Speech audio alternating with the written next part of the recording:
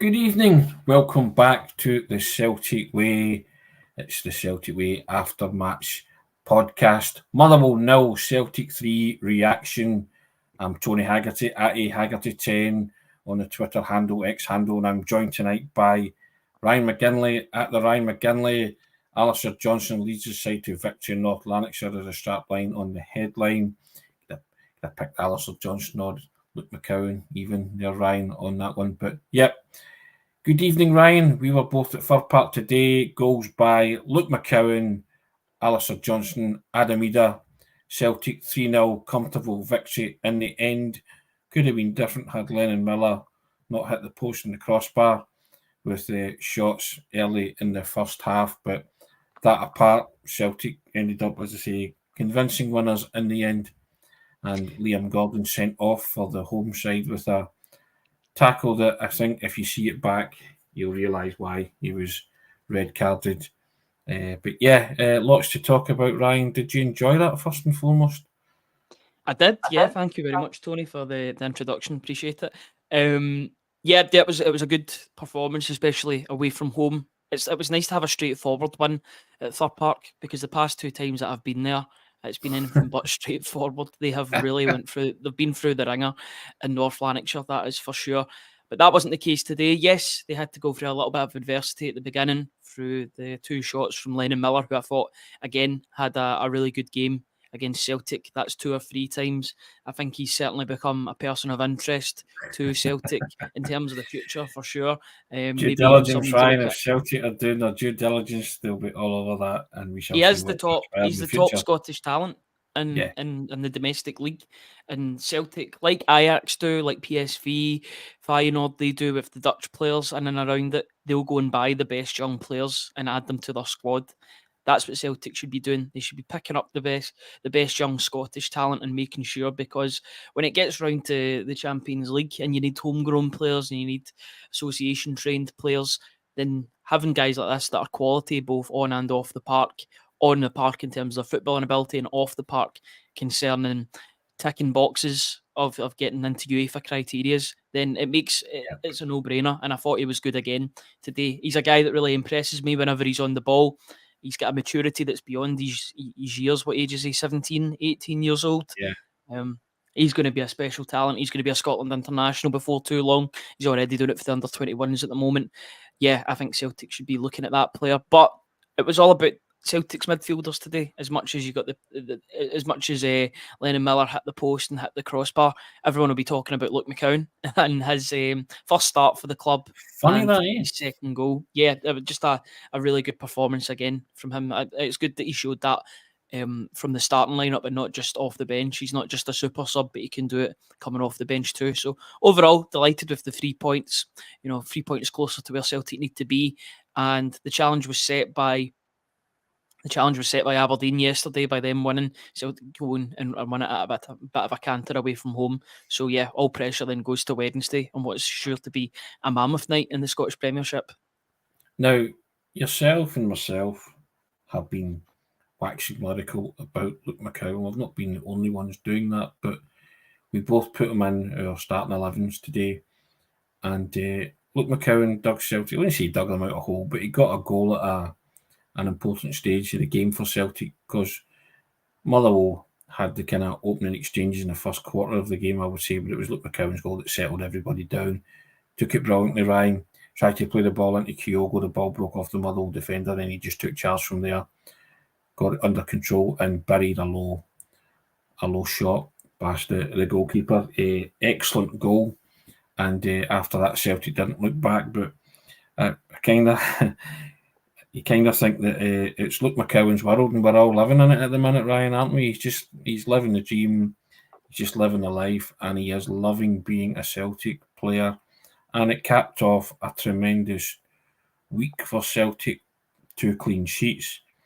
And I made the point in my instant analysis, Ryan, and I don't think it's overstretching it, but even at this early stage in his career, Luk McCowen is looking like the player that every Celtic supporter thought David Turnbull was going to be for Celtic. He possessed a great shot, he possessed talent, and it didn't really happen for David Turnbull for one reason or another. He had a good early start to his career. He was the kind of shining light in the season that shall not be named, wasn't he? And then it all kind of fizzled out after that. But I see a bit of comparison there. The best young talent in best youngish young talent in Scotland that Celtic have signed, and has an eye for goal, a keen eye for a pass as well. And I just think that early on that I think he will become the player that everybody thought David Turnbull was going to be for Celtic. I'm pretty confident in that. And it's no slighting David Turnbull. It's just that some players kind of make it or they don't, So I'm liking what I'm seeing from Luk McCowen, basically. And I'm not sure that's what I'm trying to say. Yeah, and there was nobody that was more desperate than me for David Turnbull to succeed at Celtic. I was, especially with the way that he came back. You watch the documentary that Motherwell put out a couple of years ago of his return to full-time football after that horrendous injury. The injury that they found, he could have continued on playing, but it could have ended his career. So for him to get back and play for Celtic and to play at a high level for a number of years before, it kind of soured towards the end of it when you think about all the lack of game time, maybe the celebration as well. I remember he had a couple of months before he left the club. But yeah, Luk McCowen, everything that he does is positive on the park. You look at the goal. I've watched the goal a number of times now since I've came back. The first touch makes the goal for me, and I know that it ricochets off the player and goes back into McCowen. But McCowen's first touch is positive, and he pushes the ball in front of the defence, and he's like, right, I'm going to attack here. What are you guys going to do about it? And it's positive. It's just forward thinking. The last player to do that for me domestically, for a Celtic player, was on his day, Ryan Christie was so good at that when he was getting managed properly by Brendan Rodgers. But now it seems as if they've got a new player that can do that can hit from distance, that can bring that domestic oomph that you need from a Scottish player. Because you can have all the foreign flair on the pitch, but you need that Scottish grit in there as well. And that was what was brought today by Luk McCowen. And I was very impressed with his performance. What was telling from you, Ryan, is the minute that ball hit the Motherwell defenders, Luk McCowen knew what he was doing after that. He was getting it under and he was getting a low shot away and he was putting it in target. And more often than not, he's quite accurate because he tried a couple of times before that. He was just a bit wayward, but he was getting his range. And it's as sweet a low shot as you'll see. Goalkeeper, no chance, because it's that accurate. And as I say, it settled everybody in the Celtic team because they were just clawing their way back into the proceedings after Lennon Miller had hit the bar and the post, or the post and the bar respectively. But yeah, I just love what Luk McCowen brings, his energy, and there is everybody says, I know it's that cliche that he's one of our own, as they say, a Celtic supporter through and through, but you do like to see players like that do well for the club. And Luk McCowen's under no illusion as to the task that faces him, but he's got his head screwed on, Ryan, and he wants to become a regular in this Celtic team. And I think given time, he will become a regular in this Celtic team because we have a captain who cannot go on forever and ever and ever, although we wish him to. But yeah, and he was trusted today in the captain's absence, and he never would let anybody down, but he just grasped the nettle, didn't he, and said, right, playing Dundee on Wednesday night, Ryan, he's went like that to the manager. I'd love to play against my former club with that performance, hasn't he? Yeah, I'm looking forward to for everybody to hear/see the Luk McCowen interview. We can't talk about it just yet because it's embargoed until tomorrow. But when it does come out, I think it will be quite a popular video because I thought he was absolutely brilliant with some of the questions that he answered. Very candid, very open and honest, and I think people like that brutal honesty from a player. I like the cut of his jib, Tony. Very to be honest, Ryan as well. Yes, I like him. I like him on the pitch. I like what he brings. I think he brings a positive attitude. He brings leadership qualities as well, due to the fact that he was the Dundee captain. But off the pitch as well, I like the way that he speaks. I like the way that he conducts himself. I like that he doesn't take himself too seriously, but seriously enough that you can tell that he's a class operator. yeah, I'm just really looking forward to. I hope that that's the first of many starts for him in the Celtic team, because I think that if you play this correctly, if Brendan Rodgers plays this correctly, you've got a really good dynamic here between Callum McGregor and Luk McCowen, and both of them can play a good amount of games. I think Luk McCowen will play 40, 50, 55 games this season.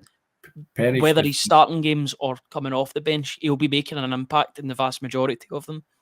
Perish, they thought they'd go and sign Lennon Miller as well in January or the summer, Ryan. Remember what I said? I wrote about what Callum McGregor said to Luk McCowen. I'll be with you on your debut.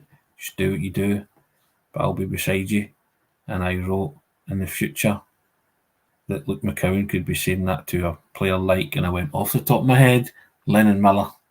And that's something I'd love to see the day when Lennon Miller makes a Celtic debut. Luk McCowen, the Celtic captain, and saying to him, I'll be with you. I was projecting into the future. Tony's fantasy booking already. Will it make it happen, Ryan? But you see where I'm going with that, don't you? And I think it is Luk McCowen's world at the minute if you're a Celtic supporter and a Celtic player, and we're living in it. But and long may that continue. But lots to be positive about today. And I want to flag up the second goal, Ryan. It was a brilliant goal. Left back crosses, right back headers it into the net. Wonderful stuff. It's a cross that Greg Taylor would have been proud of as well from Alex Bailly. He's had a similar cross like that at Fir Park. Again, when he crossed the ball to Matt O'Reilly. Granted, that goal was a lot later than the one that Johnston scored. But Johnston has got a really good record at the moment. I think all of his goals been away from home this season, or was there one that was maybe at home? I think there was maybe two away from home and one at home this season. But I know he's got 3 this season. Anybody that's against St Mirren, wasn't it? Mm-hmm. I know he's got 3 goals this season. I think he's. In fact, he does. Yeah, because he scored one at home. It was the deflection off Callum McGregor's shot into the back of the net. So it doesn't matter how. In fact, no. That was away from home. That was away from home because was it not Ross County? Because it hit off Callum McGregor's shot and went into the back of the net. 2 goals. Ross County. Right, all good. Ross County, St Mirren Park, and today. Yeah, well, there you go. He's making a bit of a habit.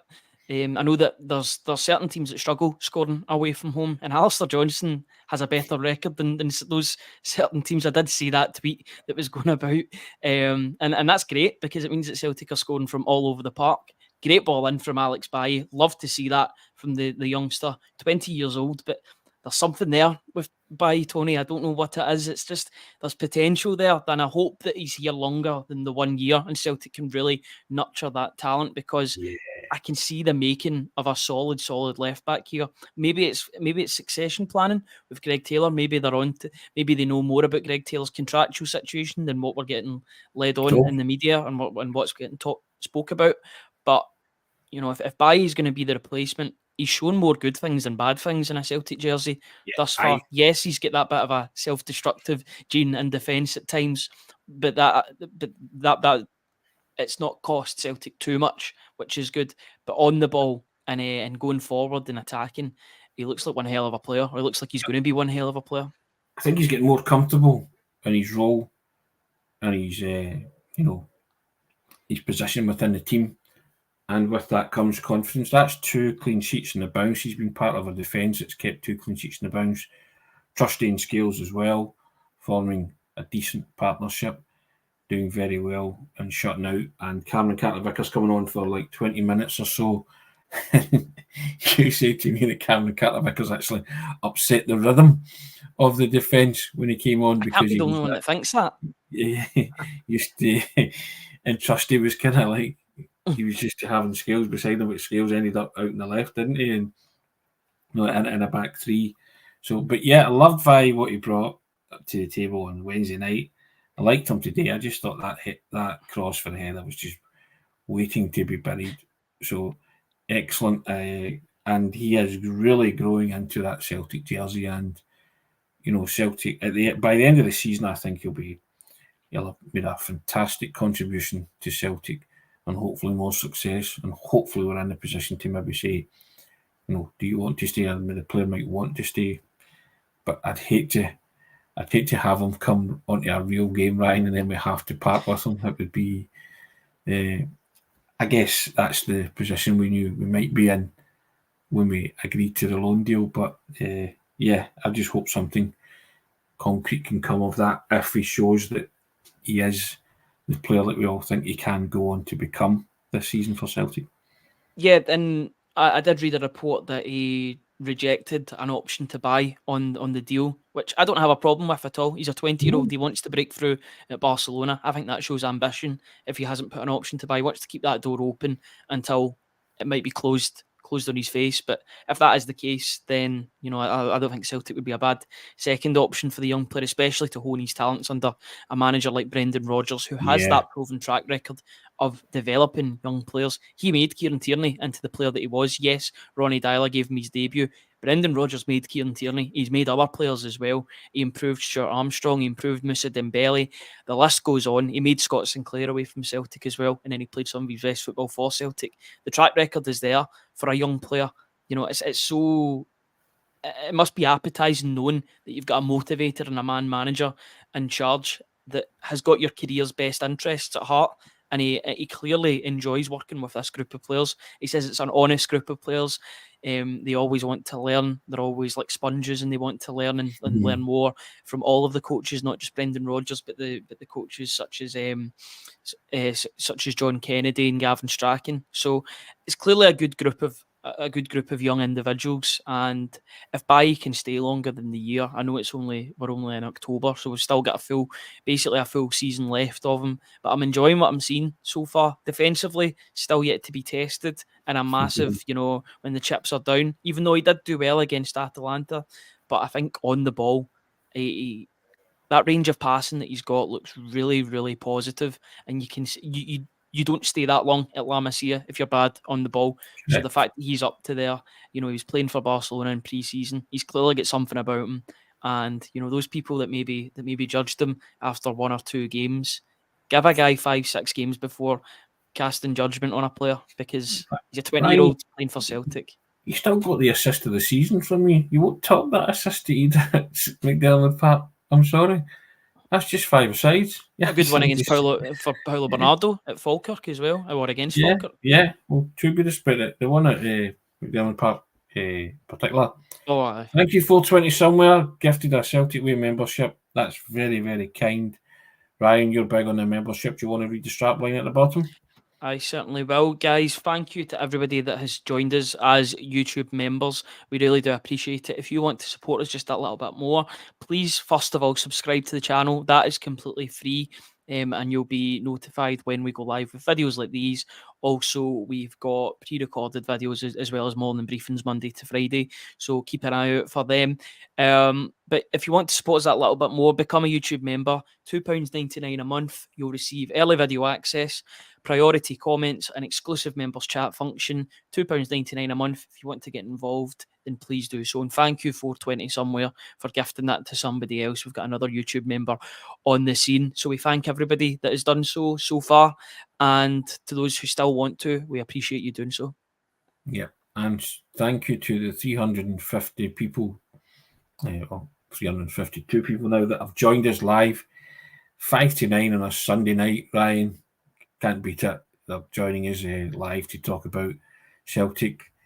We'll always be around at some time after the football match, but we need to get the work done and everything, and a lot of work, preparation and creativity goes into what we do, both for the website, the newspaper, and then obviously we do the pods, win, lose or draw. We're always here. So thank you for joining us. We appreciate it.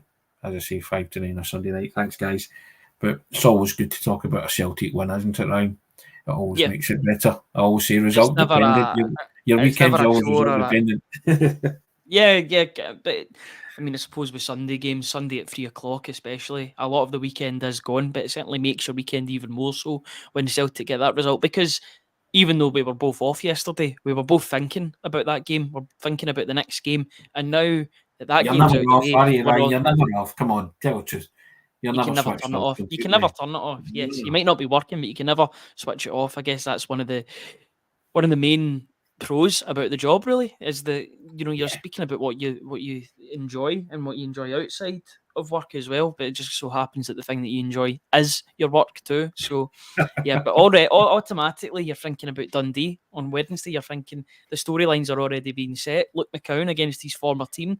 At the moment, you couldn't kick him out of that team at the moment. Surely, he's got to start against Dundee unless Cal McGregor comes back, and even then, you just shift him over and play him somewhere else. Because I would be starting him against Dundee. I think He has to start I think against he's been a Dundee. magnificent signing so far. He knows that team intimately, so he's got some insider knowledge there. He knows how certain people function, how they work.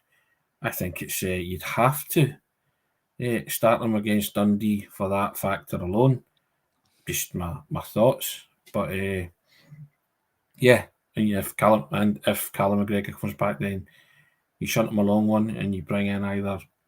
Well, would you bring Engels back? Keep Hatate, take Bernardo out. It's the big call, isn't it? But yeah, Luk McCowen for me plays on Wednesday against Dundee. I think he's tailor-made for that game, to be fair. Just my own thoughts, but he did very well today, and if he keeps doing well, then he'll earn more starts, in my opinion. And then Adam Eder coming on and scoring, Ryan. Yeah, goal. Cracking setup from Kuhn, and lots of people again having a say about Kyogo. Just wasn't Kyogo's game today, was it?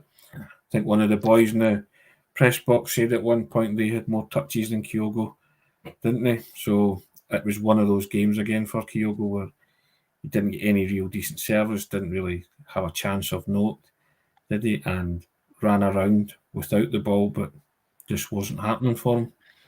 Well, look at it this way, Tony. Obviously, Atalanta aside, nobody scored for Celtic. Atalanta didn't score. He certainly scored a lot of goals last night, that's for sure. I think they were quite unhappy with that result, and they took it out on Venezia. So look at that game, and that's nothing each. So the game before that, 2 each against Aberdeen. Kyogo scored in that game.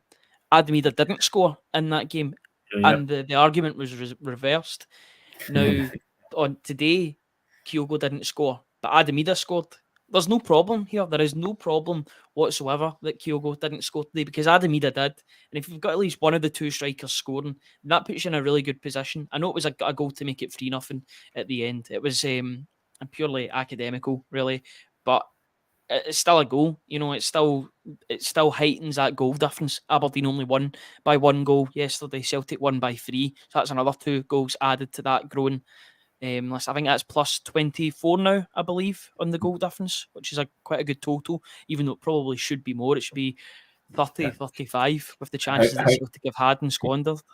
How dare you mention the word academical when Celtic were playing Motherwell?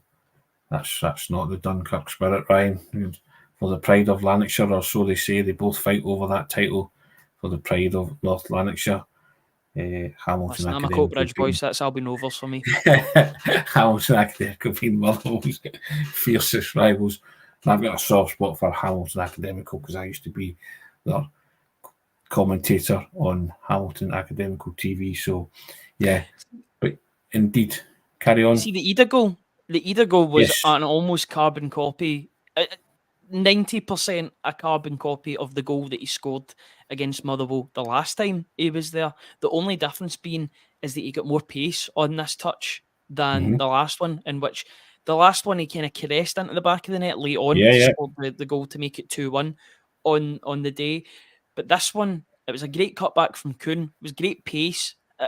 So much so that he might have even still caressed the ball, but with the way that the ball was going into him, all he had to do was direct it, and he got the pace on the ball, and it was a tremendous finish from Adam Eder. I think everybody knew that he was scoring it by the time that Kuhn had cut that back, because it was a perfect assist from 15 goal contributions already this season from Nicholas Kuhn. I like that ahead of a big week for him in terms of playing on Wednesday and playing at Hampden on Saturday. Get him a goal or an assist. He got the latter, and now he can feel pretty good about himself going into the Dundee game, which already looks like a bit of a daunting task for Tony Docherty and his Dundee side at this moment in time, we would say, especially with Celtic looking a lot better than what they did last week against Aberdeen. Yep. Kaiser's coming on. Evening, Kaiser. Why live so late? because we're working, Kaiser. This is part of the working day for us. We never stop. We keep doing what we've got to do. Our website stuff, paper stuff, you name it. Instant analysis, Q&As, player ratings, stuff for the paper, Kaiser. So it's all factored into our working day. And then when all of that is done, we come on. We can never. That's why we can never tell you or give you an exact time when we're coming on. But what we do know is that we will be on. Doesn't matter when it is, but we will be on. And we thank the 400 people that are joining us, including yourself, Kaiser. So thank you very much. Appreciate it, guys. We always do.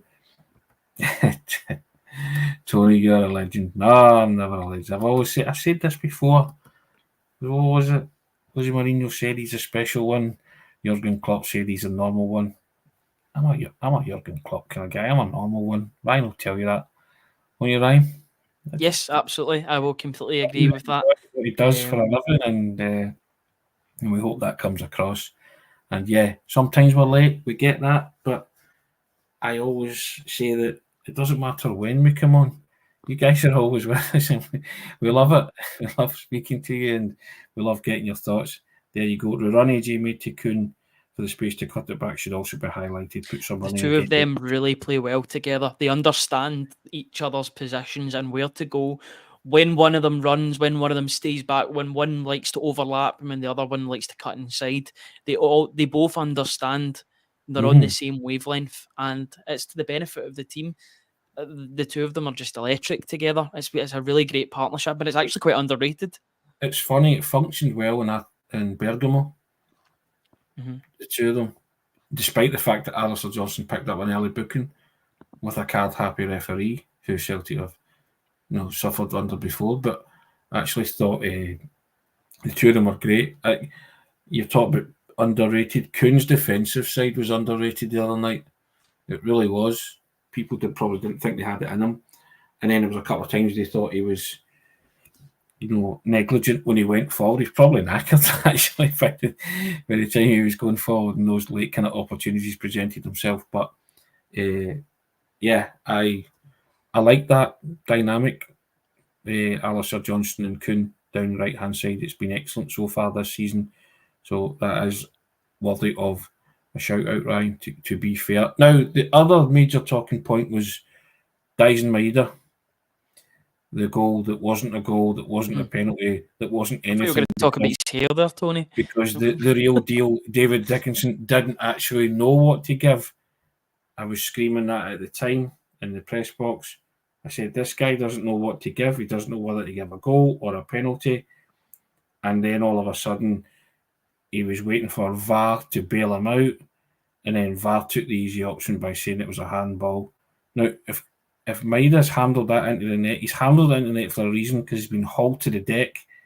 Now, there's three things at play here. Is it a penalty? Is it a red card? Is it a goal? Neither of those were given. And the handball was given against Maeda. It was an astonishing decision to me. I still to see it back in real time. I saw it once. I saw it in real time. I'm still to see it back in the replay. I kind of got a half replay because somebody was watching it on an iPad in front of us. But I know it hit his hand and I know it went in, but there was a reason why it hit his hand and it gone in, because I think Stephen O'Donnell was hauling him to the deck at the time. So how VAR's not picked up on that is beyond me. I'm willing to say I've got it wrong if I see it again in replay form. But to me, it was either a penalty, which would have mean it would have been a red card because it's denial of a clear goal scoring opportunity, or the goal should have stood. So that's the way I saw it. And for Celtic to not be awarded any of those decisions, then I think that is one that David Dickinson has to explain. And you might even hear the audio, because see, in a couple of weeks' time, Willie Collum will be coming out and telling you, actually, that should have been. Don't give us the should have been, because it's too late. Thankfully, it didn't contribute to anything. The game would have been finished at that moment in time. Thankfully, it was finished in 56 minutes when Alistair Johnston scored the second goal. But the game would have been dead and buried then. So, as I say, I'll hold my hands up and say I've got it wrong when I do see it again. But I've only seen it once, and my initial reaction was it was either a penalty or a goal. So that's Yeah, I'm just kind of watching it just now. There's a video and it's only about 2 or 3 okay. seconds, so it keeps on going, and it's like a continuous one. It's one of those ones where if it's given, then you've got to give a red card there. From looking at that, because Daisy Maeda's running onto the ball. Kyogo's there next to him as well, but Daisy Maeda's running onto the ball. Stephen O'Donnell pushes him down. It's one of those ones. It's a coming together, but he does push him down. I've seen less given, is what I would say, and it's where consistency comes into play Yeah, for me. If it would it have been softer? Would it been one of the soft penalties that are given? Potentially, but I don't think you can get soft penalties. It's either a penalty or not. It's I've black argued and that white. all It's the either, time. yeah. Argue that, yeah. For me, it's black and white. So if it's I've not seen a them goal given, is what I'm saying. because I've he's seen handled them it into the given. net, I get that you can't handle the ball into the net, but there's mitigating circumstances why he's handled it into the net. He's been Yeah, that is hauled down literally in the the reason. box. That's the other thing. Yeah, Maeda gets pushed down and then the ball hits off his hand. It's yeah, not as if he's tried to handle it into the net, in which case yeah, it would be a yellow card. There's a reason why his hand is near the ball, is because his hand has been pushed into the ball by Stephen O'Donnell. yeah, correct. And so that's the denial of a goal scoring opportunity. But the ball actually went in the net. So that's why David Dickinson froze in that moment. He didn't know what to do. Everybody saw what happened. The ball trickled into the net. So for me, I agree with Paul Andrew Martin. It's not soft. It's a still more penalty for me. Sorry. Yeah. I've not, as I say, I've not seen it, but I'm going by what you're telling me there. So you're telling me you're watching it right now on a clip, and it's Is it clear cut? Is it clear cut as that? I thought it was I at the will time when I I will saw it in send real you time. just now. So while I'm speaking, I'll let you watch it. I've just sent it over on yours. You'll obviously you'll see it again when you're watching Sports Scene or whatever. Okay.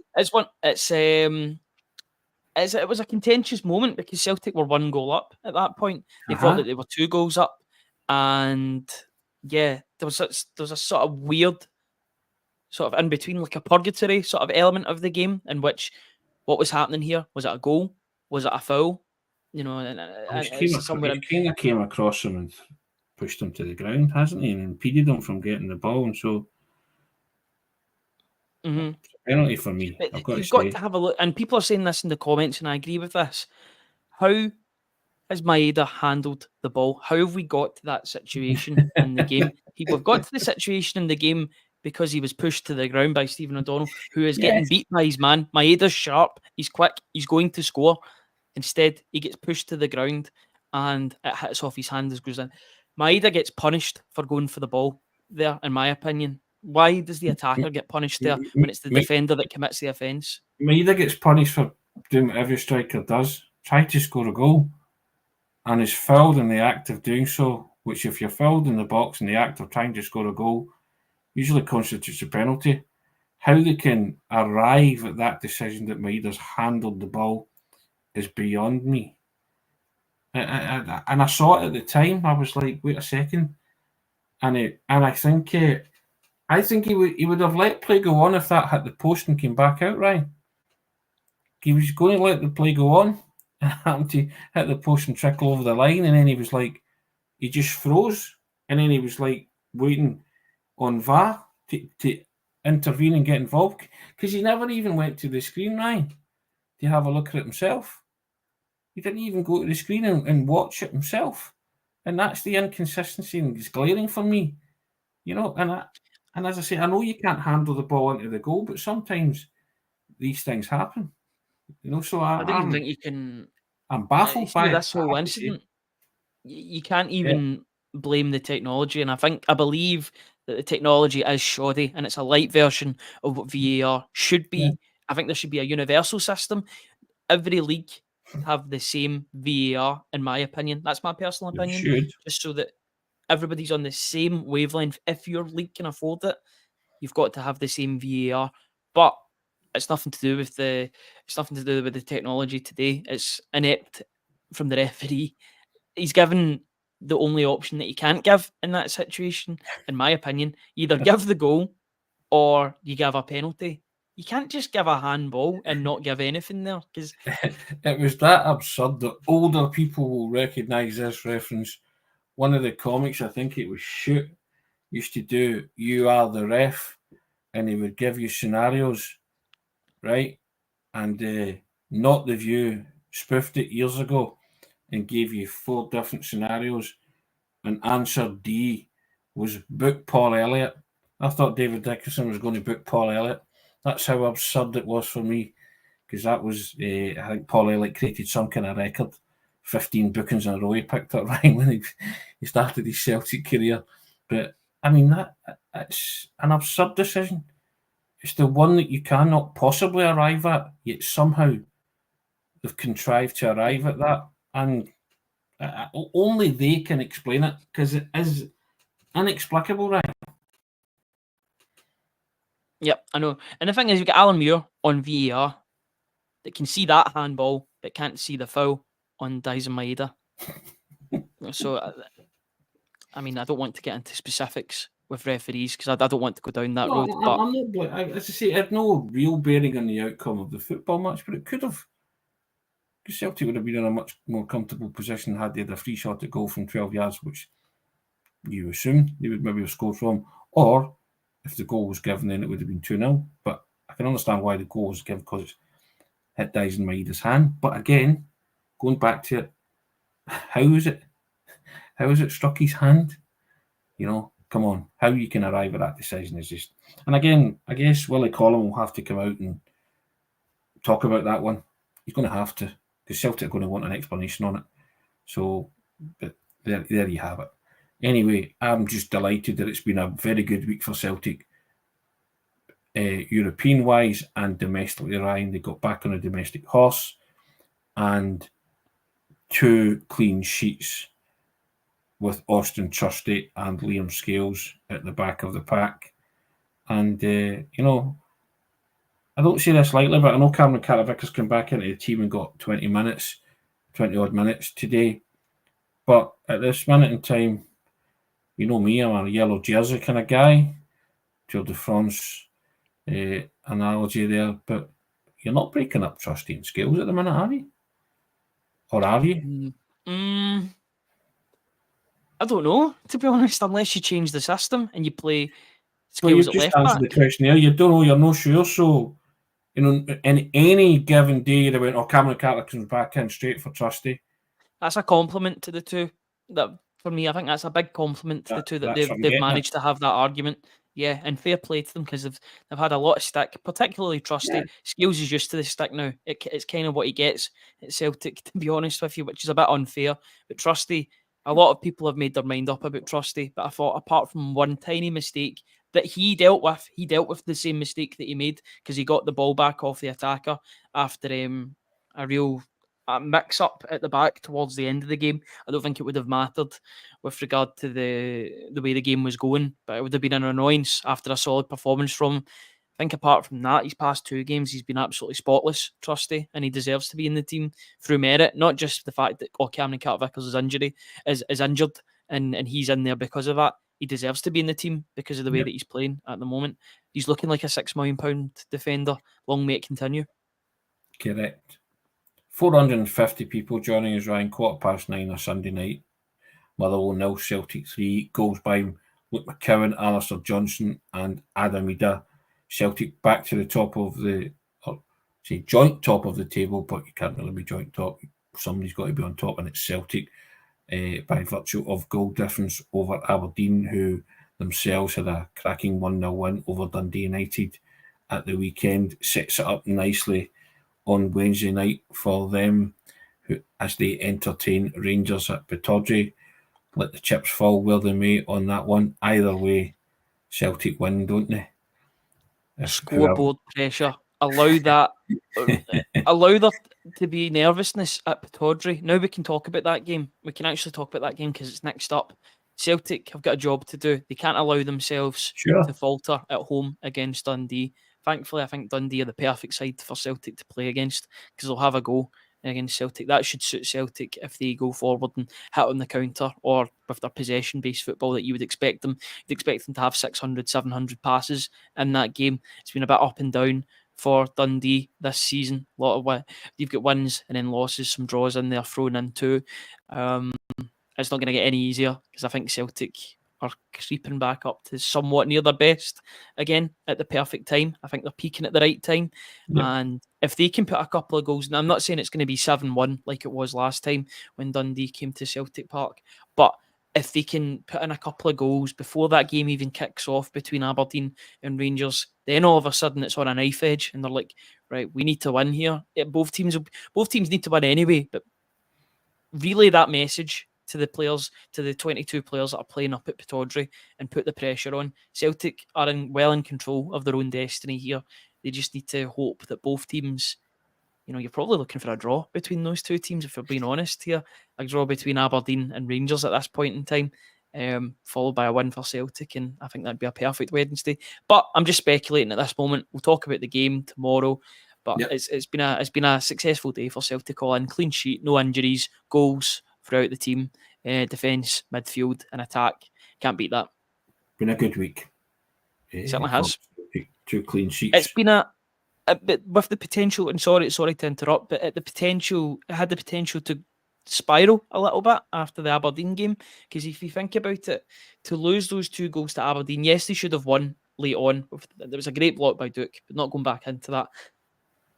From that point, to draw 2 each and be quite disappointed with the draw, you're going to Atalanta dreading that game. I know some people were confident, maybe cautious about the game, cautiously optimistic, but a lot of people were dreading that game. To get a draw, which was a great result, I think they could have had chances to win the game if they were a bit more braver. And then to win the game at Motherwell, a ground that Celtic have had so many problems with, not in terms of record, because they've got a good record at Fir Park, but in terms of the actual games, winning games late on. They came through it with flying colours today. I think they really showed their character this week, and I'm quite proud of them in that regard. Yeah, they made it look easy in the end, didn't they? They could have been more comfortable winners in the end, let's be honest. But yeah, we'll wrap it up there because we'll talk about it all with Hamish tomorrow, and my dogs are about to go tonto as well. Well, it's probably good timing. The fox is out or whatever, or somebody's out, or fireworks being lit off or something. But there you have it. It's coming to that time again. But hey ho. Guys, thank you for your company. 475 people joined us there tonight. Can't beat talking about Celtic when they win. Back to the top of the table on goal difference. That might all change. They might be outright leaders on Wednesday night. Celtic need to take care of their business against Dundee. We hopefully they can do that and keep the bandwagon going. But they're back on the domestic horse. 3-0 win. Some excellent stuff from Luk McCowen, Alistair Johnston, Alex Vai in particular. They were the kind of pick of the bunch. Austin Trusty too. Pick of the bunch today. I thought you'll read Ryan's player ratings. Are they out just now, Ryan? Are they on the site? They are, yeah. They're on the website if you guys want to check it out. And you can look at the instant analysis from myself and the Q&A from Brendan Rodgers, and you'll be, as Ryan mentioned earlier, Luk McCowen coming up tomorrow at some point. Keep your eyes peeled for that. But myself, Ryan and Hamish will be back tomorrow to talk about it, preview the Dundee game in greater detail, and just generally look forward to more, hopefully, another Celtic win in midweek, Ryan.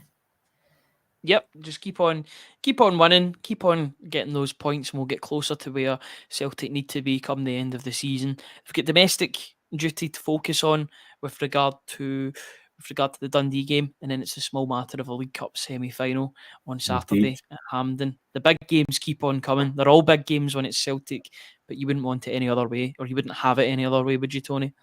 Looking forward to that one, Ryan. Yourself and myself will be there. We like going to Hampden, don't we? It's good fun. It's usually a happy hunting. Got a pretty good record at Hampden. And that wasn't always the case when I was watching Celtic, but since Brendan Rodgers has been back at the club, and then other managers after that, the record's been pretty good at the National Stadium, so here's hoping that continues.